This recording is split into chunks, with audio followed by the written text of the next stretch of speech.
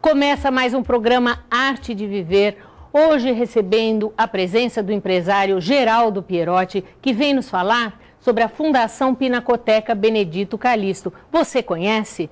Pois é, vale a pena assistir o programa que você vai descobrir muita coisa legal. Que prazer ter você aqui para falar de um lugar que todo mundo deveria conhecer, não é verdade?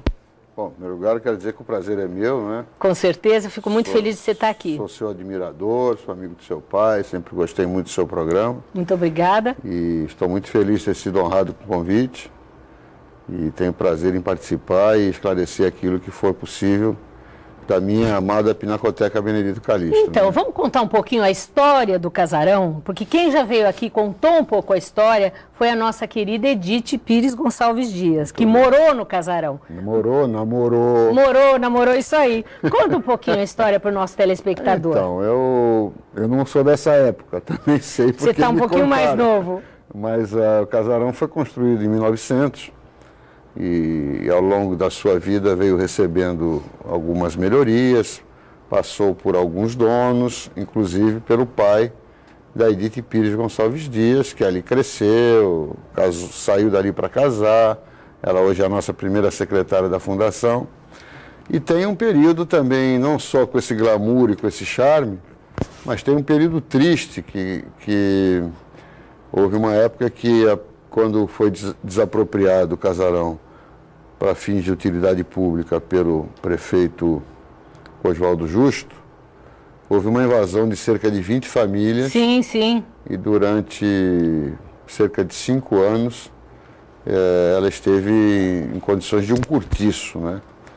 E foi, inclusive, ela que eu digo, a propriedade, né? O casarão foi, inclusive, nessa época, muito dilapidado, perdeu muito das suas benfeitorias, dos seus arabescos, das suas pinturas, né? Olha lá, mas nós estamos já vendo algumas imagens, ainda é um lugar muito bonito, não é? Porque depois disso, então, com a retomada, através de medidas judiciais, então foi instituída, foi criada a Fundação Pinacoteca Benedito Calixto, e a partir daí foi iniciada a restauração, que trouxe o casarão para o estado aproximado que se encontra hoje, né? E falando nisso, qual é a importância de Benedito Calixto? Vou até pedir para a Flávia colocar novamente a foto dele no panorama da arte clássica brasileira.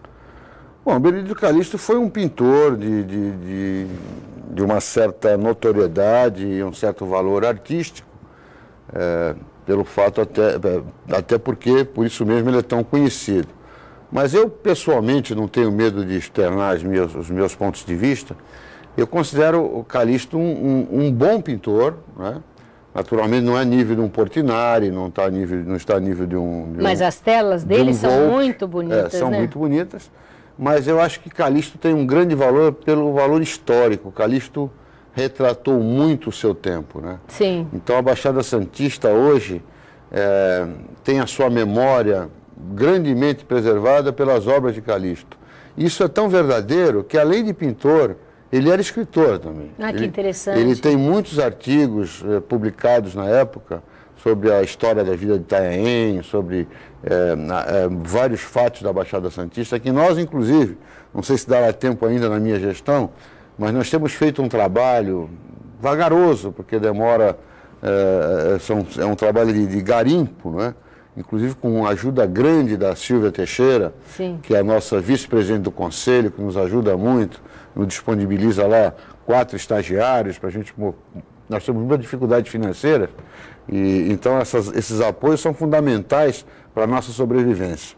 Mas a Silvia pôs a Universidade de Santa Cecília à disposição da Pinacoteca para fazer esse trabalho de garimpagem, para a gente conseguir compilar todas essas obras escritas de Benedito Calixto. Nós já estivemos, inclusive Silvio e eu, na biblioteca, na imprensa do Estado, em São Paulo, ainda na época do Lara, quando o Lara ainda era o secretário do governador, o chefe do gabinete do governador, e nós temos mantido algum contato para ver, quando a gente conseguir compilar todas essas obras, que a gente consegue publicar um tomo ou 2 com toda a obra escrita de Calixto. Agora, qual é a função e quais são os objetivos da Pinacoteca? Bom, a principal missão da Pinacoteca é divulgar a vida e a obra do Benedito Calixto, né? Mas ela pode fazer muito mais do que isso. Então, acessoriamente, ela pode ser um veículo de incremento, né, e de divulgação da cultura e da arte na região e da região.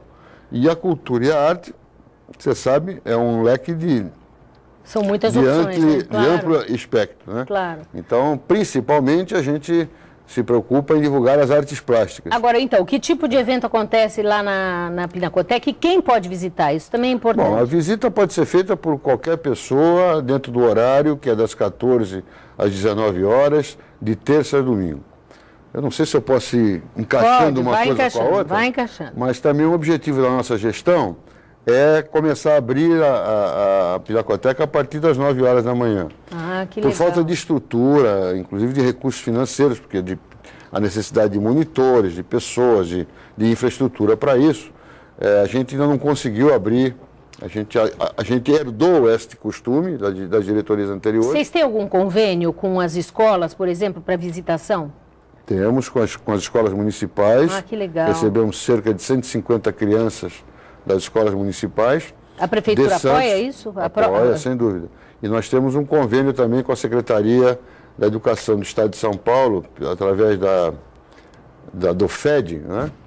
FED, que nós disponibilizamos os monitores, o estacionamento, e eles trazem através de um ônibus, com visitas previamente marcadas, e para conhecer o nosso acervo. Isso precisaria de um programa novo para falar sobre isso, porque é um programa muito bonito do governo do Estado, porque antes das crianças virem nos visitar, elas já têm um vídeo das nossas obras. Ai, que legal. Os professores são instruídos previamente sobre o que eles vão mostrar para as crianças. Então, quando as crianças lá chegam, elas não chegam vendo uma coisa inédita, abstrata, elas já chegam com algum prévio conhecimento do que elas iam ver. O que otimiza, né, o aprendizado, né, a apreensão daquilo que elas foram lá olhar, né? Vamos falar mais no próximo bloco. Tá bom.